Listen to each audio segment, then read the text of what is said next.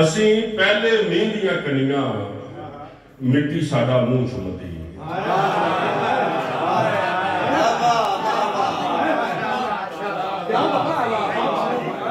ਅਸੀਂ पहले मींह दियां कनियां मिट्टी साडा मूंह चुमदी ते अपनी मिट्टी दे नाम हफ्साबाद दे नाम बोलीए कि साडे प्यार दा नहीं दीवा बुझना,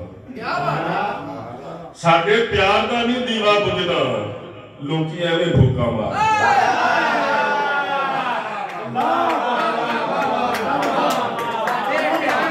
साडे प्यार दा नहीं दीवा बुझना, साडे प्यार दा नहीं दीवा बुझना, लोकी एवें भूखा मारदे ते किथों जाके तवीत कराइए, किथों जाके तवीत कराइए, विछोड़ियां दी विस ना चढ़े।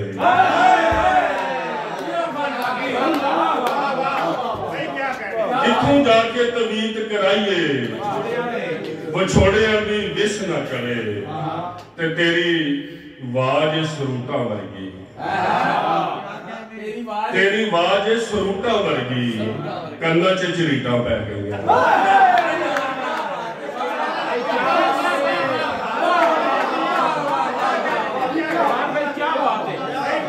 तेरी वाज सरूटा वर्गी, तेरी वाज सरूटा वर्गी, कन्ना च झरीटा पै गई।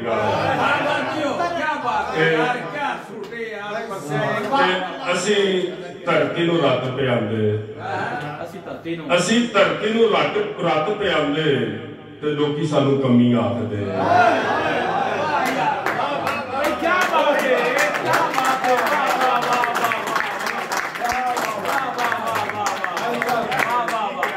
असी धरती नूं रत पिआंदे ते लोकी सानू कमी आखदे।